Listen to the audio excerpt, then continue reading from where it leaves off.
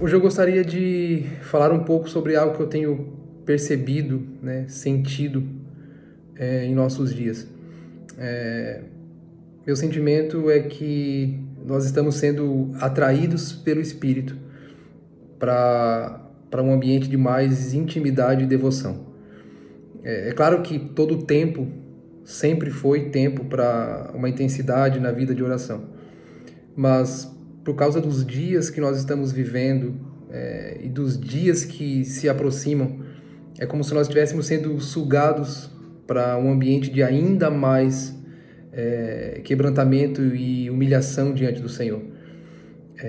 E eu creio que de forma urgente e intencional nós precisamos dar uma resposta para isso. Eu creio também que isso não tem a ver com o nosso desejo, sabe? Nossa capacidade de adorá-lo, mas é realmente uma impulsão do próprio Espírito nos atraindo para mais perto dele. O que eu vejo é que é como se eu sentisse que o Pai está muito mais interessado nesses dias no quanto ele tem de nós e não apenas no que nós podemos oferecer para ele. Porque a Bíblia fala de duas coisas muito relevantes sobre os últimos dias, né? A Bíblia fala muito nos últimos dias sobre a ação do Espírito, muito mais do que a ação do homem, né? E ela fala sobre uma igreja que ela é cheia da glória de Deus e não cheia de si, de suas estratégias ou conquistas. E também sobre os últimos dias, ela fala sobre um tipo de pessoa, né, que precisa estar preparada para suportar a realidade do seu tempo. E para que essas duas coisas sejam efetivas, né, eu creio que nós precisamos de algo que Jesus nos ensinou em Mateus 24, algo que tem queimado muito em meu coração. Logo depois que Jesus traz aquela explanação sobre todo o cenário dos últimos dias, o versículo 42 do capítulo 24, Jesus diz, portanto vigiem, né, porque vocês não sabem o dia em que o vosso Senhor virá. E quando nós olhamos para a igreja de Atos, nós percebemos que a ênfase da movimentação deles não estava na autopromoção ou nem sequer na expansão, né? Mas era numa vida de intensa e constante oração. Assim como também na doutrina dos apóstolos, partir do pão, né, na comunhão, mas eu quero dar a ênfase aqui para a oração.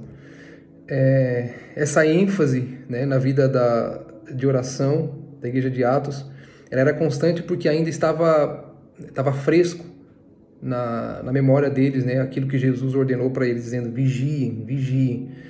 Então, a igreja de Atos ela vivia nessa iminência do retorno de Cristo. Por isso eles não se distraíam com outra coisa. Outro ponto importante que nós podemos linkar a isso é sobre a palavra sempre trazer a ênfase que nos últimos dias o Senhor virá buscar um tipo de pessoa, né? E não um tipo de performance de trabalho. Você vê isso em Mateus capítulo 7, né? Quando Jesus diz a um tipo de gente, né, que vem até ele com os seus feitos, com o seu trabalho. Jesus diz, afastem-se de mim porque eu não vos conheço. Quando a palavra fala que não conheço, não significa que o Pai não sabe quem é aquela pessoa, mas fala sobre alguém que ele não teve acesso a um lugar de intimidade, alguém que, por não estar diante dele, não acessou seu coração, não buscou seu coração, então se tornou um praticante da maldade, alguém distante, né? Alguém que se afastou do jardim porque escolheu seus próprios caminhos. E aqui eu quero enfatizar algo. 2 Pedro, do capítulo 3, versículo 11, que mais uma vez a palavra está relatando o cenário do dia do Senhor. Então Pedro faz uma afirmação muito importante, né? Ele não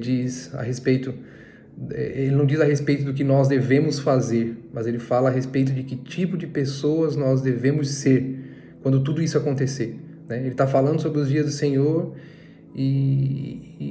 então ele faz uma afirmação importante. Ele diz, vivam de maneira santa e piedosa, né? Algumas versões dizem vivam de maneira, vivam em santidade e devoção. Portanto, eu creio que são dias para nós estarmos mais desarmados de nossa capacidade, mas totalmente tomados, né, de intenso temor e devoção. Pois quanto mais, eu creio que mais diante do Senhor nós estamos, né, quanto mais na presença dele nós estivermos, mais da sua natureza nós iremos acessar. São dias de nós respondermos a esse chamado do Espírito para um lugar de oração. Assim como quando a gente precisa fazer uma cirurgia, nosso único trabalho é ir até aquela mesa da cirurgia, mas dali para frente quem faz o seu trabalho é o médico.